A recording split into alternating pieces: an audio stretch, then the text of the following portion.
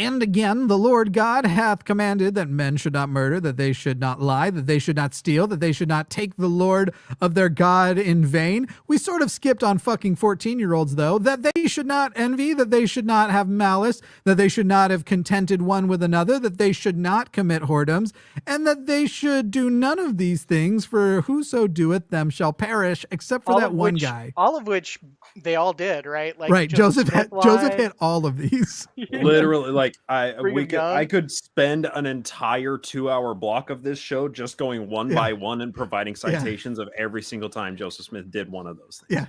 Yeah. Okay, so go ahead. Continue, please. Absolutely. So if we're moving on to the next commandment, was this scripture we're using for the framework, the next one is they should not lie. And we don't really have to spend a lot of time on this because the Book of Mormon is just so clearly a lie. It's just so clearly a fabrication. It is so clearly not what Joseph Smith claimed it was or, wrote it to be. It requires no debunking because it was debunked systematically in 1834 when Joseph's ministry was, wasn't even 4 years old when that book came out. That's Mormonism Unveiled. And it is just this every time this book tries to get out of its own way, it shoots itself in the foot. And it's just such a bad book. But what we can't talk about is the Book of Abraham. I mean, this is the most clear, demonstrable lie that Joseph Smith ever put as Mormon scripture, and it's the Book of Abraham. And this is fucking. And I gotta say, yeah, going through the Book of Mormon, reading Joseph Smith with you and Jimmy and the others, and David Fitzgerald when he can show up. We have great fun reading this god awful book. Because it's every bit as I think it's every bit as evil as the Quran. Yeah, but it's got a level of stupid that might have been acceptable in the 7th century, but not in the 19th. Not in the 19th. I mean, yeah, this is post Voltaire, right? This is post most of the Renaissance philosophers who were good writers. That society had moved on in what it judged as good and bad books by this time, and it's just patently a bad fucking book, right? The Book of Abraham is distilled Mormon crazy shit. And Aaron, have you ever read the Book of Abraham before? Has it ever crossed your notice? Oh my God! No. Oh, I've done too much comparative. I spent too much time in the East. Okay. Reading Eastern stuff and comparing that mythology, and somehow I never got. Everybody asked me. I'm wearing a fucking Mjolnir. I never studied Norse mythology. It's like, why? It wasn't immediately relevant to.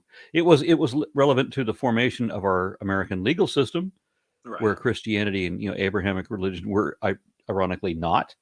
But I just never studied that. There were other things that I found that were more pertinent. I'm sorry, I was taking much too long to answer that question. No, let me.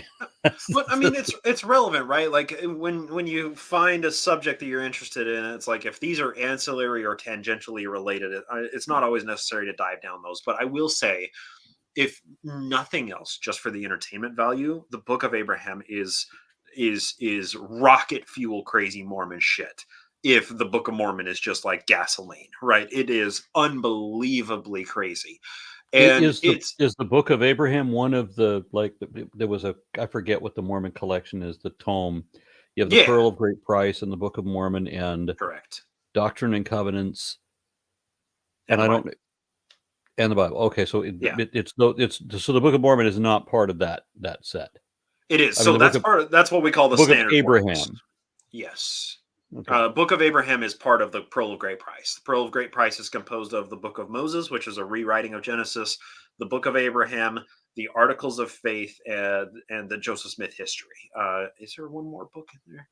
Yeah, I can't remember. But the Book of Abraham is part of the Pearl of Great Price, so it is part of one of the 4 standard works. It's hilarious, fascinating. But okay, so what happened with the Book of Abraham? A little background on this. We got to talk about what's known as Egyptomania. when the Rosetta Stone was discovered, 1805, by Napoleon's troops, and then taken over by the British troops and taken and paraded around Britain and France and everywhere. The Rosetta Stone became the way to decipher Egyptian hieroglyphics, and the deciphering of the Egyptian hieroglyphics was a fascination among the Western world, as were all of the Egyptian artifacts, because this was viewed so much as the cradle of civilization, the greatest ancient civilization. And so many Christians believed that that Egypt, being part of the biblical mythology and the story of Abraham, that Egypt was one of the first places that, that God first showed his hand to the Abrahamic people, right? So Egypt is so heavily within the culture of the Abrahamic traditions, so that obviously increased the interest in Egypt as more of these artifacts were being looted and plundered from Egypt and sold across the Western world. Well, the Book of Mormon came out of this furor with this increased fascination with ancient Egypt, and that's why it was written in Reformed Egyptian, which isn't a thing. It's not real. But there were all sorts of collectors and dealers who were touring around America and who were collecting Egyptian artifacts, and they were selling them to people who had a fascination with these things. Joseph Smith was somebody who had a fascination with the Egyptian artifacts, and with the Egyptian being, the Book of Mormon being the Reformed Egyptian. He was the guy who could translate Egyptian when all of the learned men couldn't translate Egyptian yet, because he had the power of God to do it. He had the seer stone, he had the Urim and Thummim that allowed him to translate these languages that were unable for anybody else to translate. Oh, this is delicious. So a document dealer or an Egyptian artifact dealer heard about Joseph Smith knowing how to translate Reformed Egyptian and was like, I bet I can make a fucking buck here. So he went to Kirtland. And he brought with him a couple of mummies as well as some scrolls of papyri. And some of the mummies had like the papyri like with them, apparently. And he was like, Joe, well, what do you give me for all this? And Joe, one more debt that he, caused him to be in financial ruin at the time. He paid, I think it was like $2,400 for these mummies and old papyri. And he immediately claimed that the papyri was the Book of Abraham, written by the hand of Abraham himself. It was a funerary text. It was a ceremony of papyri that was buried with the mummies, that was used as like the book of the dead to guide them into the afterlife across the river Styx or whatever, right? It was a standard funerary text that he said was the Book of Abraham. And the biblical timeline, if we're granting the biblical timeline, Abraham lived in like 2000 BCE or something like that. These papyri came from like 100 BCE. So almost 2,000 years after the supposed Abraham actually existed, this is supposedly written by Abraham himself. So this just illustrates like a huge problem. Just not just with my own family, which I struggle to get any reason out with certain people in my family. There's some who think, and there's some who don't, who have been conditioned not to, who are perfectly happy with believing exactly what they're told to believe, simply because they're told to believe that. And if they're told not to believe something, then there's no reasoning with them. Right. But in this case, we have people in this century who understand they've built their entire lives on this premise that this guy set up. And we have absolute proof. I mean, because this is absolute proof. That guy was lying. Yes. He was either lying about what the document said, or he was lying about his ability to read the document. So either way, there's no way out of this. But modern Mormons will still believe. And there are people in my family who could be fully aware of all these facts and who would shut their eyes or turn their heads to look away or block their ears. I've actually seen that. I've seen an adult stick their fingers in their ears, close their eyes, and shake their head, screaming, yeah, because they're supposed to believe what they're told to believe, and they're not allowed to believe reality. Yes. Believe only the lie. Don't let any truth in. Right. I don't understand how can there be a century or two later, how can there be this massive Mormon organization when that thing happened? When your prophet lied like that, how did that not disband the entire bullshit operation? I don't know. And what's so crazy about the Book of Abraham is the ability to translate Egyptian hieroglyphics basically made its way to America at about the same time that Joseph Smith died. He published the Book of Abraham in 1842 in the Church's Times and Seasons. And in 1845, somebody who knew how to decipher Egyptian hieroglyphics traveled to Nauvoo and looked at the papyri and said, these are not the Book of Abraham. These are funerary texts. Because, look, not only did Joseph Smith claim this is the Book of Abraham, written by Abraham himself, in the hand of Abraham, which is in the chapter heading in the Book of Abraham to this day. You can look at it in your quad to this day. Not only that, but he exhibited the papyri and the mummies as an artifact, as a claim of legitimacy, that not only do we have the Book of Abraham, do we have the papyri that Abraham himself wrote in his own hand, but we have a prophet who knows how to translate a dead language. And we have the papyri and the mummies here that by providence of God, he was lucky enough to stumble across, because this good chap, Michael Chandler, decided to make a stop in Kirtland, Ohio. He was selling tickets to go see the Book of Papyri, or the papyri for the Book of Abraham. It's so patently a fucking fraud. There is no way out of the Book of Abraham. And clearly, it's one of the primary things that people say breaks their shelves. You know, they put all their problems on the shelf, and eventually the shelf gets too heavy and it breaks. The Book of Abraham is often what we call a shelf cracker. And it's very clear that the papyri was not written by Abraham. And it was thought that the papyri that Joseph Smith had was destroyed in the Chicago fire of 1879 or 1897, whenever that was. But it was actually turned out. I was somewhere else that night. You were somewhere else? You were in Utah. You were doing an errand for Brigham Young, right? You're putting down apostates. So the papyri actually ended up being rediscovered. Somebody had purchased them and transferred them to New York, and they were rediscovered in the 1960s. And what was really funny is, before the 1960s, Mormon apologists could say, well, we don't have the papyri to show for certain that the papyri Joseph Smith translated was, not the Book of Abraham. They were rediscovered in the 1960s. And we have unequivocal proof that the papyri that were rediscovered in the 1960s were the exact ones that Joseph Smith used to author the Book of Abraham. We have unequivocal proof of that. And this has spawned an entire subfield of Mormon apologetics trying to explain away the Book of Abraham. Fucking fascinating. And in fact, the primary Mormon apologist that everybody thinks of when they hear that term is Hugh Nibley. Hugh Nibley got his career started getting an education in ancient Egyptian, so that he could set out to debunk all of these anti-Mormons saying that the Book of Abraham is false.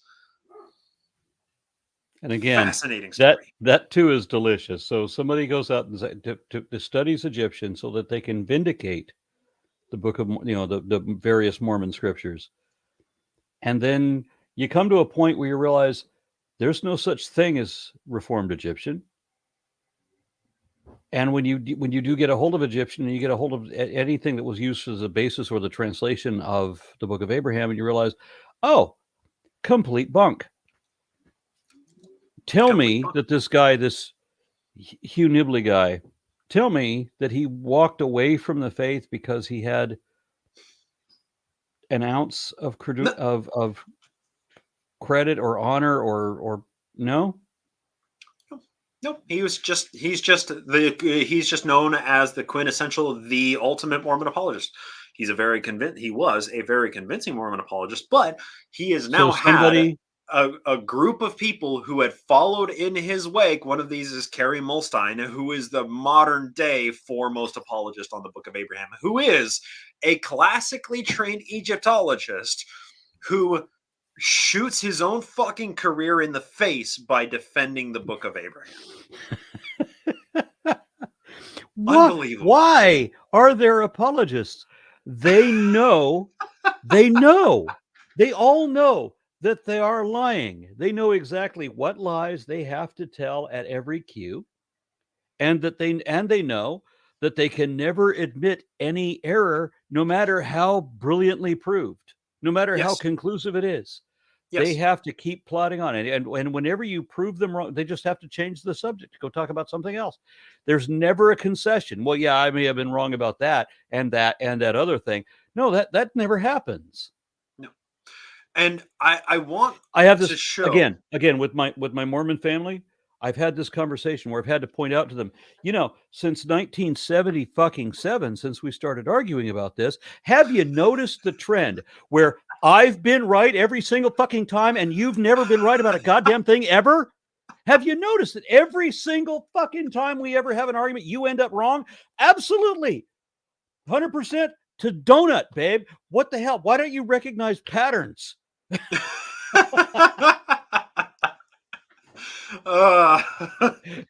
There are people in my family, quite a lot of them, who won't speak to me anymore because you're always right. Well, I don't want to say that because I'm not always right. No, because they're sick of feeling I can tell wrong. you this. I can tell you this. Every single time I have been wrong,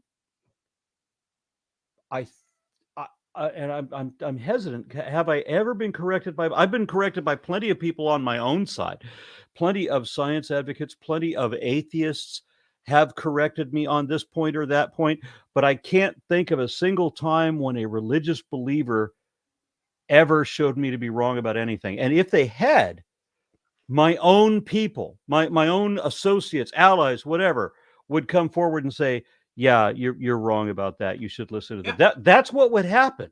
Exactly. But it only happens. The only corrections I ever get are from atheists. There are from scientists. It's never from the dogmatic religious believers. And the corrections that you get are rarely like paradigm shifting corrections. They are usually details, right?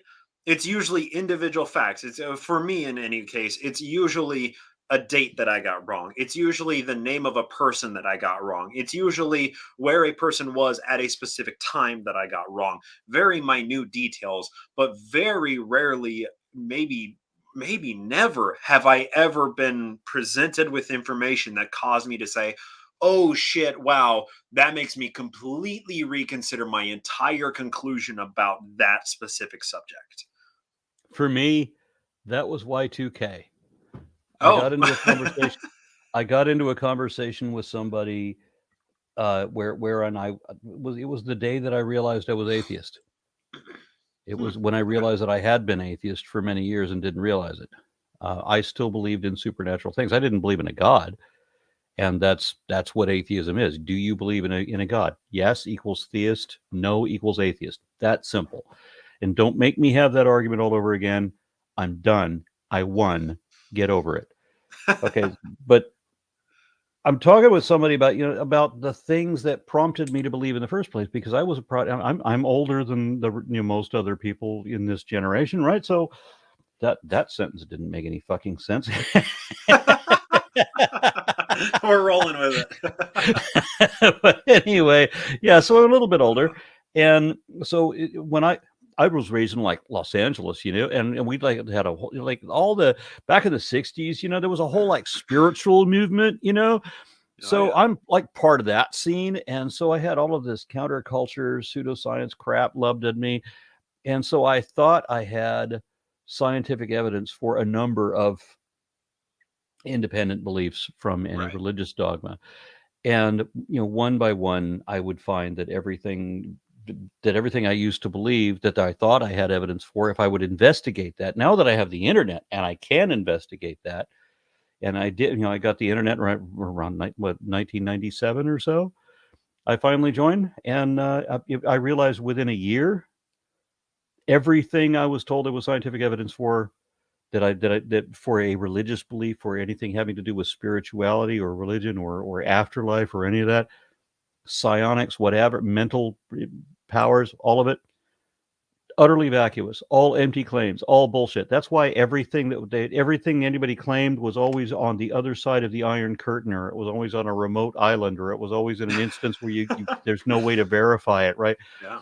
So you just have to believe whatever the bullshit is that they tell you. And so I was having a conversation with somebody. I said, well, the reason that I still cling to the idea that we have an animating life force is because of, this and this and that. And then I'm talking to somebody who's just brutal and blunt in their objection when they say there really isn't any. I know that you watched a TV show in the 1970s that was narrated by Leonard Nimoy, and therefore you thought what he was saying was logical. But I'm sorry to say that was just for entertainment, and they lied to you, and you were a 12-year-old boy, or you didn't know any better, because why would you know any better, and that you're in the same situation as everybody else? But none of that is true, and you're going to have to reevaluate in your entire fucking life. And it was very brutal, and I went and looked it up, and the first, it didn't take me 5 minutes to find a statement from Leonard Nimoy himself saying, yeah, we made all this stuff up for entertainment purposes. Fucking great. And then it's like, oh shit, a cascading effect. What else? What else is there that I believe that's utter shit? I tell you truthfully, when Ghostbusters came out, I don't know, what was that, 1984 or somewhere? When Ghostbusters came out, and Janine interviews Winston Zedmore and says, do you believe in, full transmedium, spirit photography, the theory of Atlantis, the Loch Ness Monster, all that shit? I believed every bit of that, all of it. In 1984, because I was such an idiot. I mean, I grew up in the hippie California. I lived in LA, dude, Wow. Wow. Couple jaunts over to Hayden Ashbury, and all these conspiracy theories make sense. No, that's San Fran, man. That was San Fran. I'm in the valley. I'm in SoCal.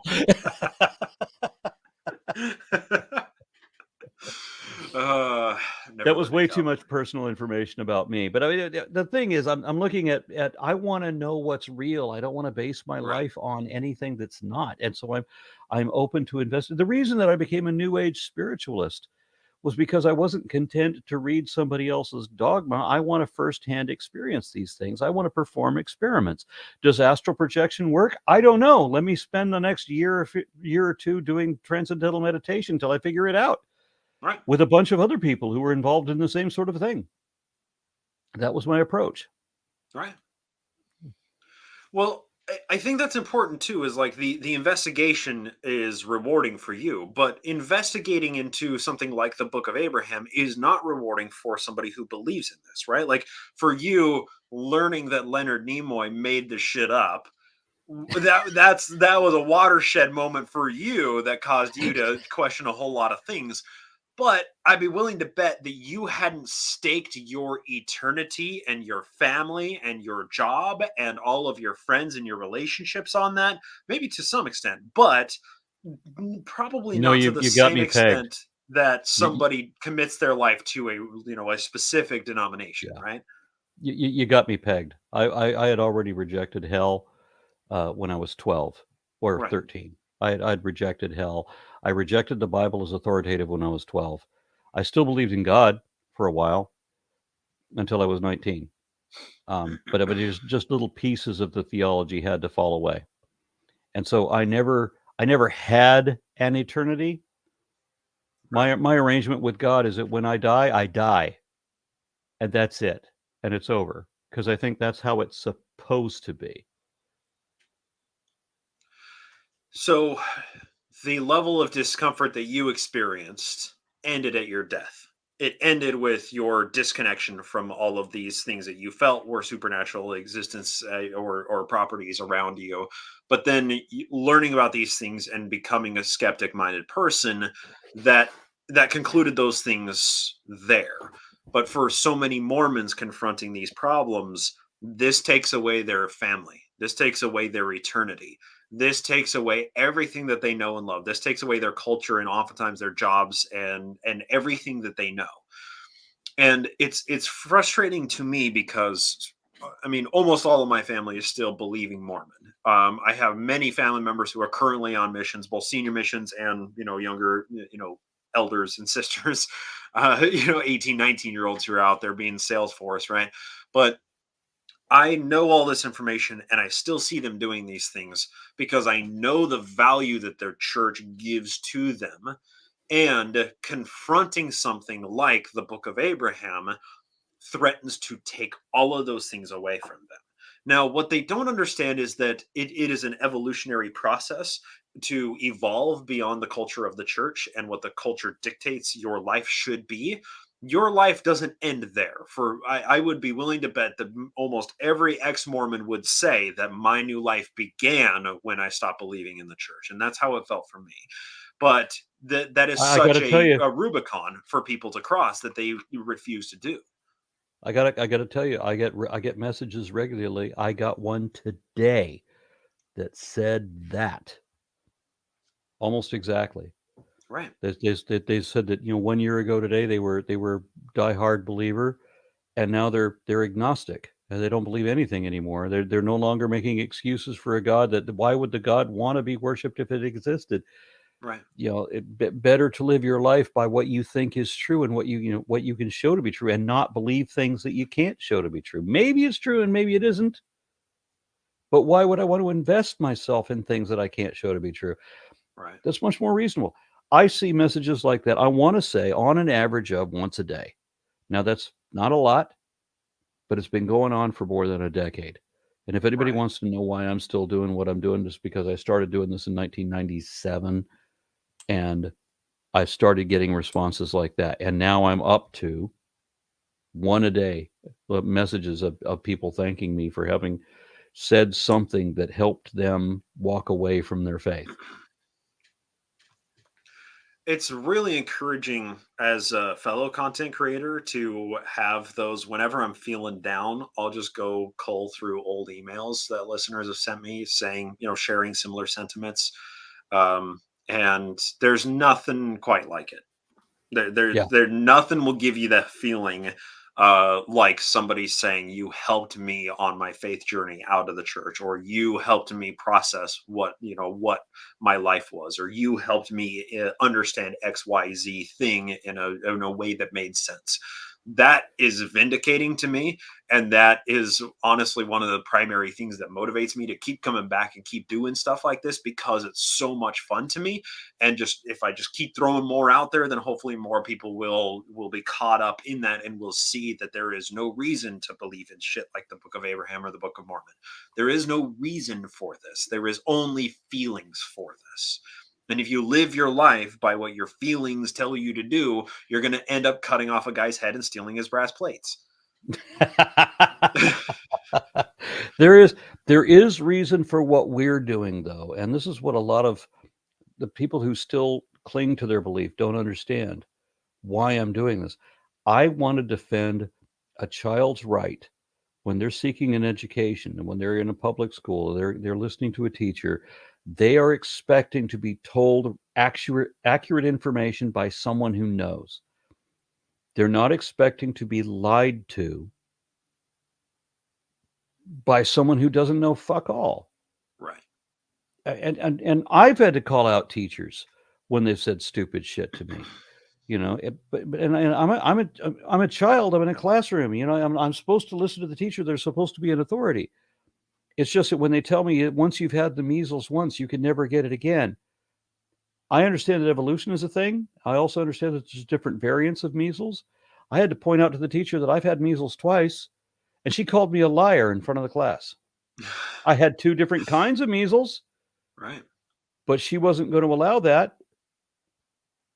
I had German measles, and what was the other one? I can't remember.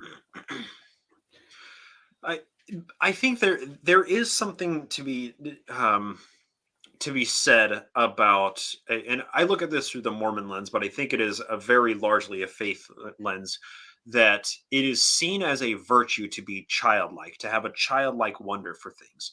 And for me, I embrace a childlike wonder when I see a beautiful sunset, when I go on a nice hike, when I see Grand Canyon. I have a sense of just like awestruck, childlike, what is my brain taking in? And I appreciate those things. But that childlike wonder that a church is so often, and I say a church, the Mormon church in the specific confines of the conversation and of my specialty, that the reliance that it places on membership being childlike is an infantilization of those people.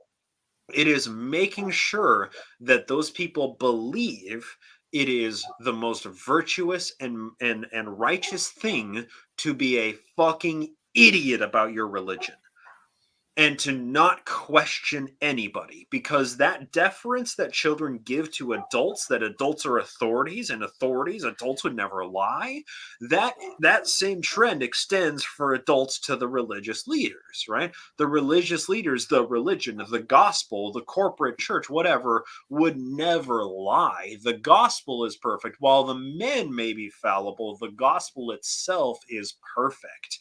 That childlike trust in authority is what is fucking leading society to its own death right now. For me, it wasn't the adults in my life, because the adults in my life were never quite grown up, if that makes any sense. Fair. So I learned early on not to ask any of the adults in my family anything. The authority in my life was television. Because remember, when I was a little kid, it was in the 1970s. Why would they say something on public TV? It's like in the movie Wag the Dog. They constantly rephrase the same line. Say, well, of course it's true. I saw it on TV. That was me in the 70s. Yeah. Right? They wouldn't be saying this shit on public airwaves if they hadn't vetted it, right? Right. That's the mistake that I'm making. I'm thinking that there's somebody in programming that says you can't say this because it's not factually correct. They weren't doing that in the 1970s. So, and I want to assure the listeners that I'm not going to be talking about any more about my own personal growth. This was supposed to be your moment. We've only talked about two of, seriously, we were only talking about two of Joseph Smith's commandments. Thou shalt not murder unless I tell you to, right. And thou shalt not steal unless I want it.